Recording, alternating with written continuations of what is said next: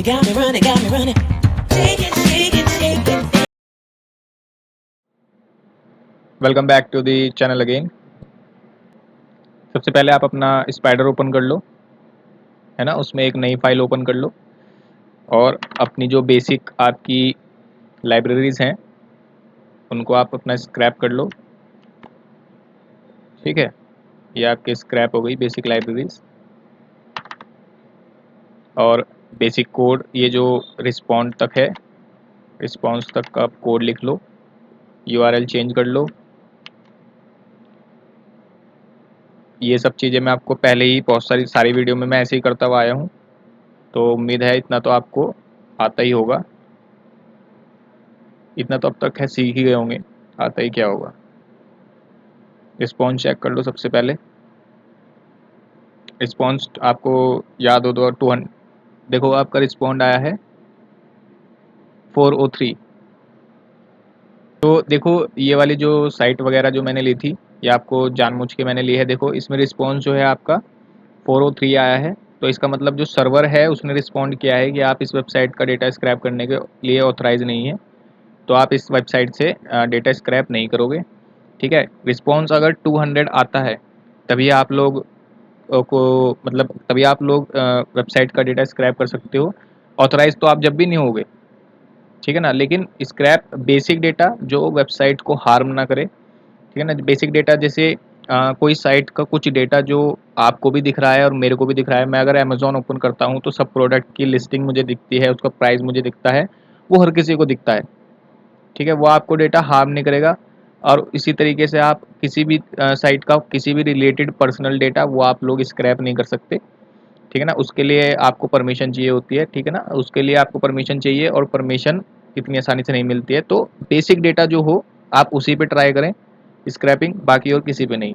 तो चलिए अब फिर अपने साइट पर आ जाओ।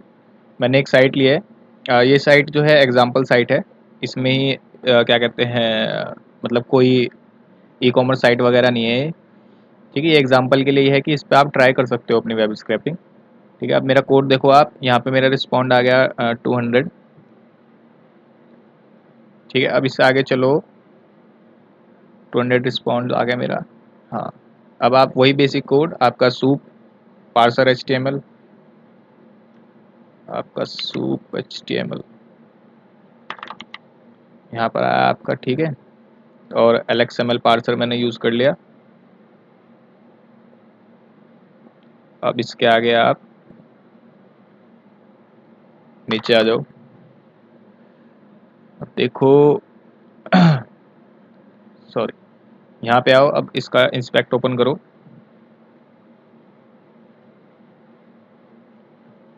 अब देखो कोड, यहाँ इस आइकन पे क्लिक करो।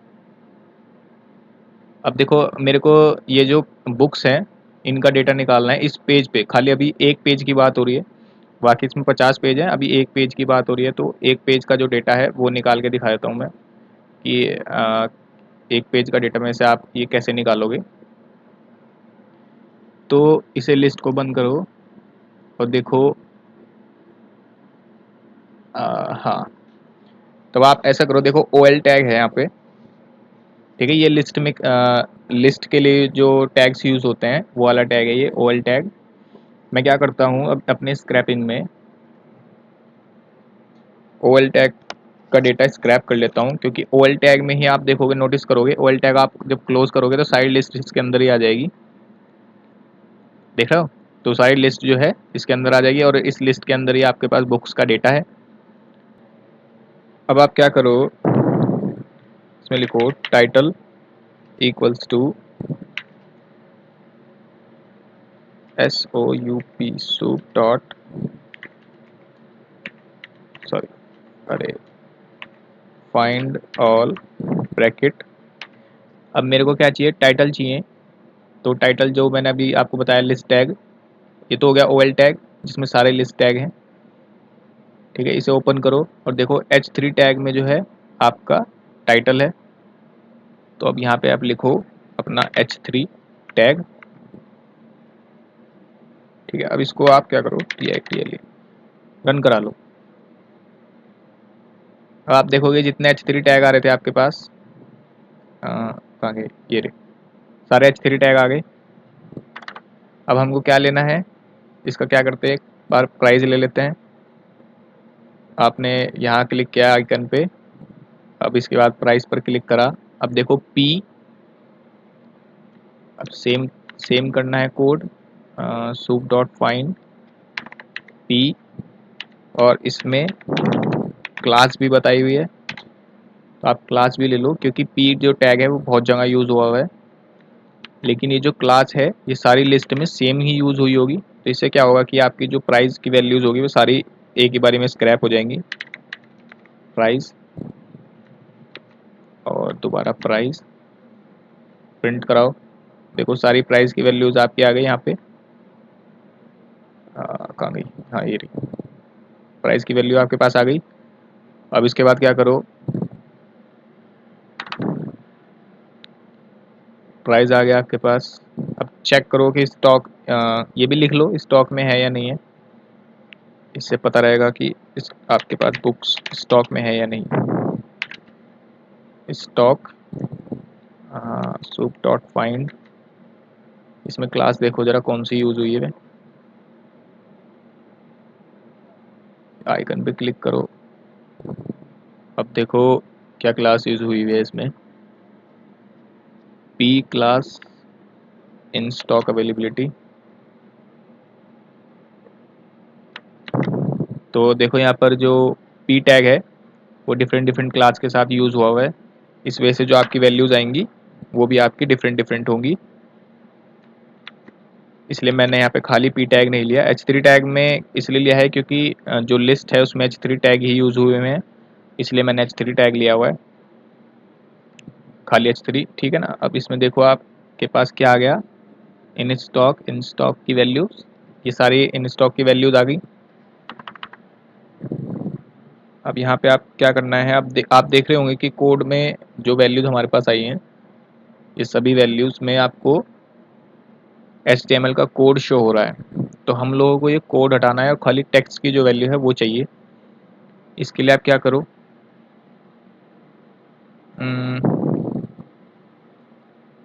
क्या करें इसके लिए, अब इसके लिए आप एक काम करो, फोर लूप चलाना चालू करो जिससे सभी वैल्यूज़ की HTML टैग्स हट जाएं।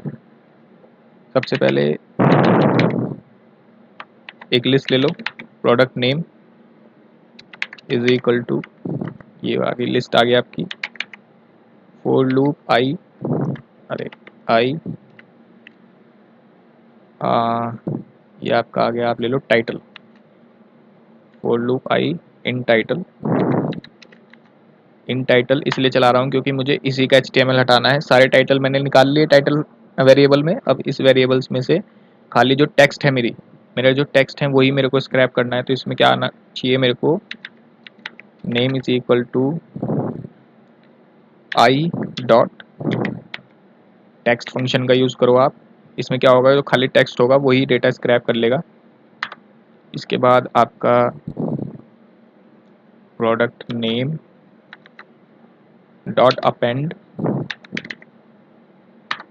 अपेंड में इसलिए यूज़ कर रहा हूँ, उसके बाद जब मैं डेटा फ्रेम बनाऊंगा तो इसलिए क्या होगा ना कि रोज़ को ऐड कर सकेंगे, मतलब अपेंड जो फंक्शन होता है उससे क्या होगा कि जो आपकी रोज़ होंगी उसमें वैल्यू ऐड हो जाएंगी।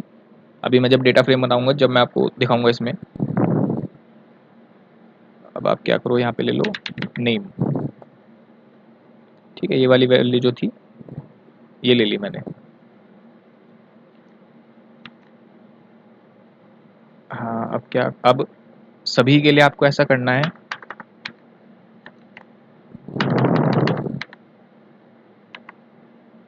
तो यहाँ पे प्रोडक्ट नेम आ गया, प्रोडक्ट प्राइस ले लो एक लिस्ट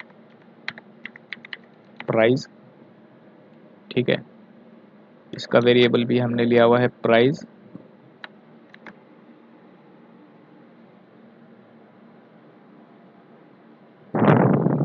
हाँ आपका प्राइस आ गया, यहाँ पे भी आप ले लो प्राइस 1 और अपेंड करा लो आप प्राइस 1, और प्रोडक्ट की जगह यहाँ कर लो नेम की जगह प्राइस। प्रोडक्ट प्राइस 1, नहीं खाली प्राइस, लिस्ट जो है आपकी प्राइस है। अब सेम आप कर लो एक बार और स्टॉक के लिए।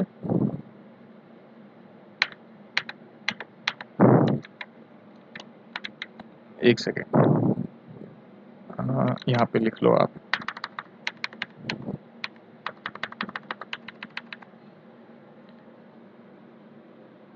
Product STOCK stock. हाँ यहाँ पे लिखो STOCK स्टॉक 1। वेरिएबल आपके पास है स्टॉक, यहाँ पे प्राइस की जगह कर लो आप स्टॉक प्राइस टाइटल, और यहाँ पे भी आप कर लो स्टॉक डॉट अपेंड और स्टॉक 1।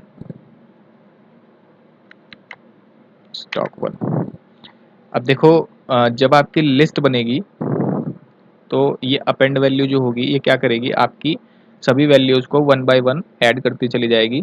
एक क्या कहते हैं स्टैक की तरह ऐड करती जाएगी। जैसे फर्स्ट वैल्यू ऐड हुई, उसके बाद सेकंड वैल्यू ऐड करेगी, उसके बाद थर्ड वैल्यू उसको इस तरीके से ऐड करती चली जाएगी। ठीक है, अब आप क्या करो, इसको रन करो, आप कोड को रन करो। देखो कोई एरर तो नहीं आ रही, नहीं। हाँ तो अब हमारे पास आ गई ये प्राइस। देखो यहाँ पे ऐड हो गया ना, एक के नीचे दूसरी ऐड हो गई, इस तरीके से ऐड हो गई रोज आपकी।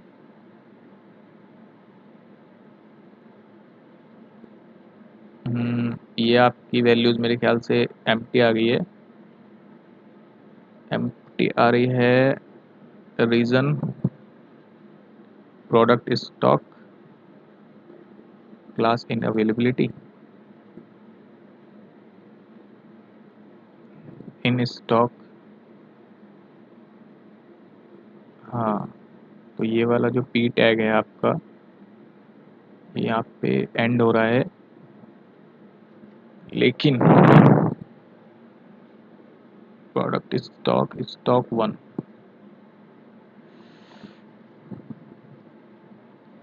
वैल्यूज आ रही है आपकी एम्प्टी, एम्प्टी आ रही है। अब किस तरीके से इसको निकाला जाए, आई वैल्यू ओपन करके देखूं, पी टैग में जो है, देखें जरा, पी टैग आपका है यहाँ पे, क्लास आपकी आ गई, इन स्टॉक आ गया, स्टॉक 1 ले लिया मैंने वेरिएबल, आई डॉट टेक्स्ट कर लिए, लेकिन इस तरीके से भी वैल्यू नहीं आ रही स्टॉक 1। तो ये जो स्टॉक की वैल्यू है ना आपकी, स्क्रैप नहीं हो पा रही खाली टेक्स्ट से। इसमें आप क्या करो, खाली स्टॉक वाले के लिए डॉट strip स्ट्रिप फंक्शन के साथ यूज़ करो और फिर चेक करो।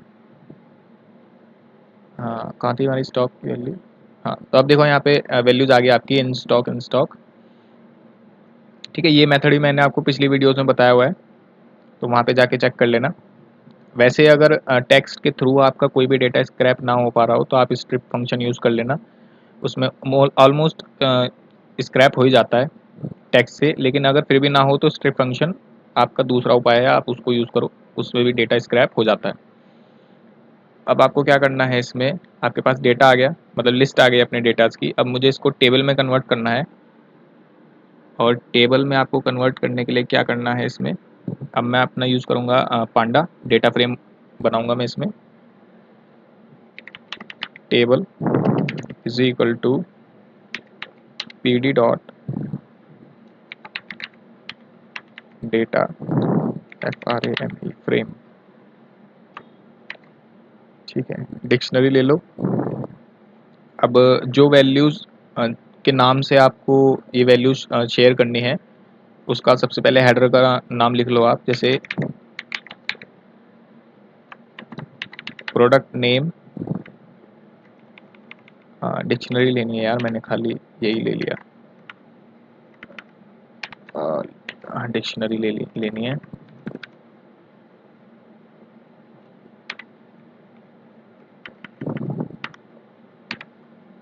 यहाँ पर अब आपको इसकी जगह पे क्या लिखनी है, जो लिस्ट आपकी आई है प्रोडक्ट नेम लिस्ट, मेरी लिस्ट आई है प्रोडक्ट नेम की, वो लिस्ट मेरे को यहाँ डालनी है।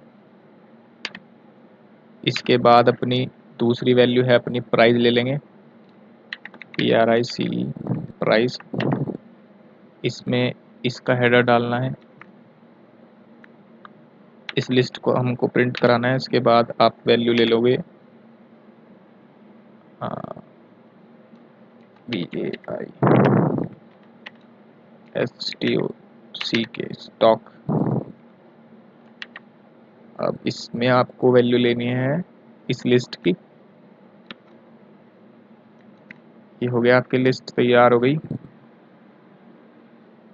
PD डॉट एरर दिखा रहा है, अनडिफाइंड प्रोडक्ट स्टॉक। एक सेकेंड, STOCK, हाँ एरर हट गया, आपकी रिमूव हो गई। अब ये रन करो आप। अब यहाँ देखो आप, एक टेबल का डेटा फ्रेम आया होगा मेरा, ये रहा, सॉरी टाइटल है, तो सॉरी टेबल ये रही। तो देखो आपके पास जो मैंने डेटा स्क्रैप किया था वो आ गया। ये जो वैल्यूज़ हमने लिखी थी, ये प्रोडक्ट नेम, उसके बाद प्राइस, ये वैल्यूज़ आपकी कहाँ शो हो रही हैं? ये वैल्यूज़ आपकी हो रही है हेडर में, ये वाली हेडर में, ठीक है। और ये जो लिस्ट मैंने डाली थी, लिस्ट की वैल्यू हमारी शो हो रही है ये वाली जो लिस्ट थी, प्रोडक्ट की एक लिस्ट बना, हर चीज़ की हमने लिस्ट बनाई थी। अब वो लिस्ट की जो वैल्यू है वो शो हो रही है आपकी यहाँ पे रोज़ में, ठीक है। तो उम्मीद है यहाँ तक आपको समझ में आया होगा। ये एक तो बेसिक था, ठीक है ना, कैसे आप लोग जो है किसी पेज में जो मल्टीपल प्रोडक्ट होते हैं उसको कैसे स्क्रैप करोगे। इसके बाद हम लोग क्या करेंगे, मैं आपको बताऊंगा कि जो पेजेस हैं, अब जैसे यहाँ पे 50 पेजेस हैं, इसका डेटा आप एक साथ कैसे स्क्रैप करोगे, ठीक है, क्या क्या फंक्शन आपको यूज़ करने हैं उसके लिए, ये सब मैं आपको बताऊंगा अपनी अगली वीडियो में।